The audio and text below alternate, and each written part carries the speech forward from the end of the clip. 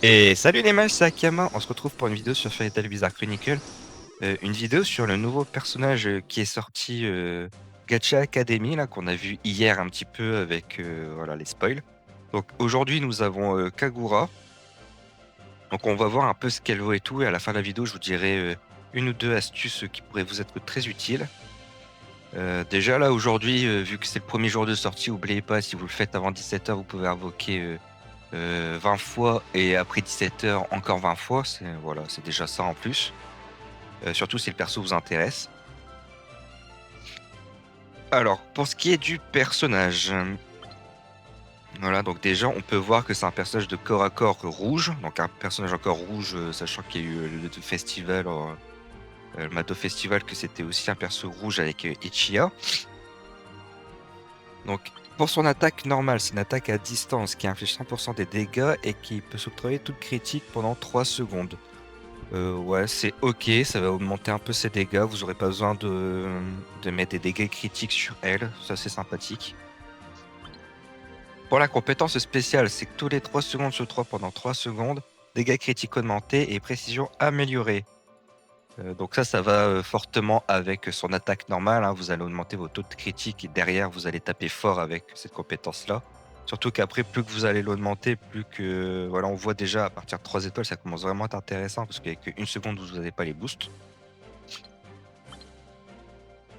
Et ensuite, pour la compétence ultime, c'est tous les 8 secondes, infliger 100% de l'attaque à tous les ennemis. Et après un coup réussi, chaque cible a 50% de chance de subir pendant 3 secondes très haut paralysie et défense critique réduite en très haut.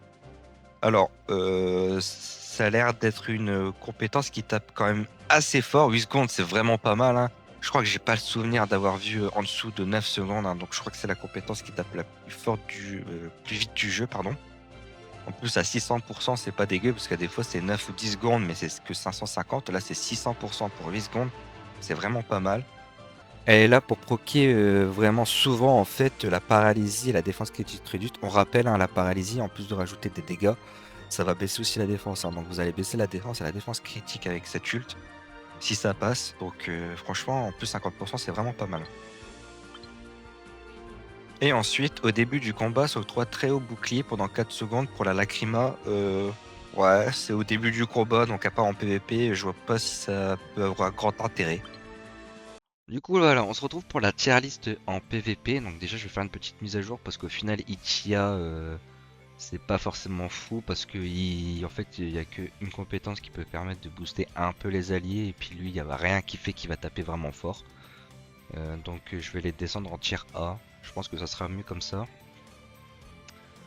Après pour Kagura, déjà Kagura, on peut dire qu'il y a clairement une intention de remplacer Luxus rouge.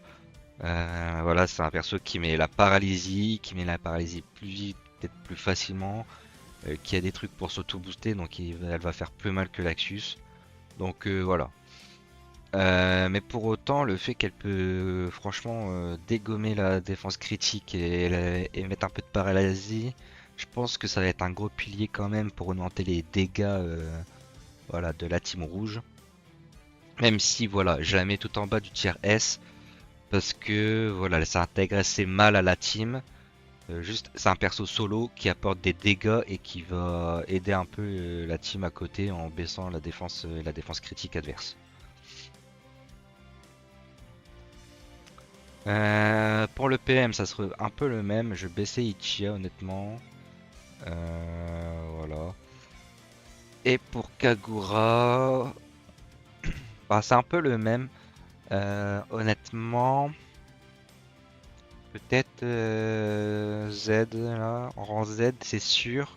Mais est-ce que je la mets plus ou pas? En fait, le truc, c'est que pour l'instant, c'est tant que personne l'a vraiment pull avec beaucoup d'étoiles, on peut pas savoir ici, voilà, si les dégâts seront au niveau de Natsu ou pas. Et en plus, c'est un perso de mêlée, donc ça a tendance à mourir assez rapidement les persos de mêlée, surtout que la team rouge n'a pas vraiment de tank, va dire, viable. Il n'y a que voilà, Guidarx noir. Et encore, il apporte rien à la team, il se booste un peu lui-même en défense et c'est tout. Il n'y a pas de gros pilier défensif dans la team rouge qui permet de faire tanker toute la team. Donc ouais. Donc pour l'instant, ça, on va le mettre là, on va pas trop se mouiller, on verra dans le futur avec les étoiles et tout ce que ça donne. Et pour ça, Lacrima en PVP, où est-ce que ça peut servir? Honnêtement, je pense très peu. Je vais le mettre par ici. Euh, Très peu, pourquoi? Parce qu'en fait, je pense qu'elle peut servir que dans la team bleue en PVP pour une raison.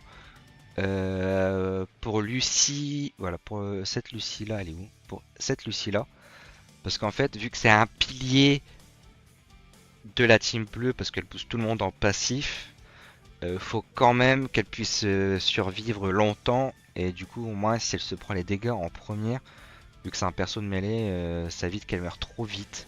Donc je pense que le seul intérêt, ça serait de le mettre sur ce perso là actuellement. Et après, je vois pas quel d'autres persos vous pourrez le mettre. À la limite, sur la team rouge, vous pouvez le mettre si vous avez que Laxus ou Kagura devant, vous pouvez le mettre dessus. Ça pourra aider à tanker les 3 premières secondes, quoi. Mais voilà. Ça sert juste à ça.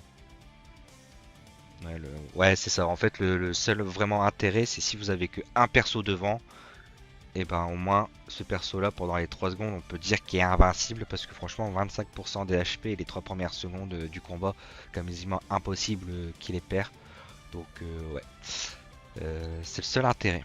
Et puis pour le PVM, ouah, ça sert à rien, on va pas se cacher. Ça sert à rien, ça sert à rien. Ouais, je le mettais là parce que franchement, aucune utilité. Donc voilà, donc là on va terminer pour la vidéo avec les astuces.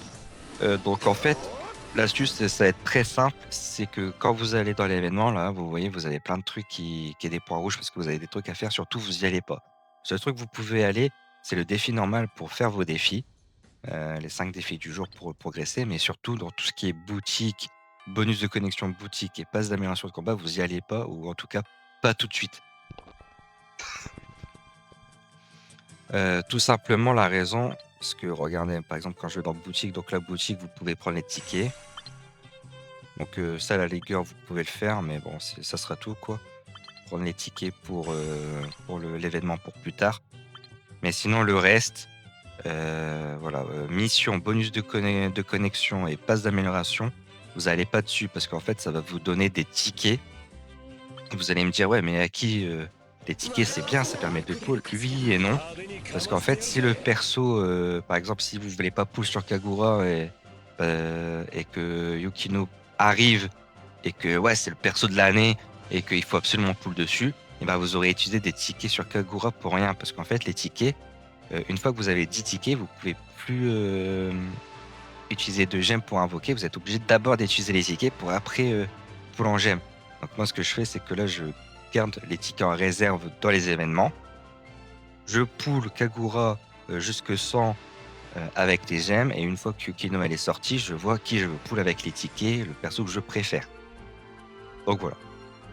C'était la petite astuce. Voilà, c'est une petite astuce hein, parce qu'en plus, si vous utilisez toutes vos gemmes, que les poules avec les gemmes plus les tickets, vous pouvez arriver facilement à 400 invocations, ce qui vous fait quand même 4 personnages.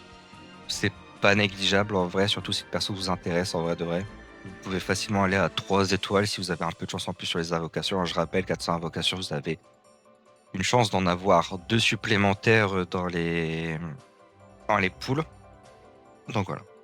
Donc voilà les amis, j'espère que ça vous aura plu. N'hésitez pas à liker, à vous abonner. Et sur ce, je vous dis ciao ciao les mages.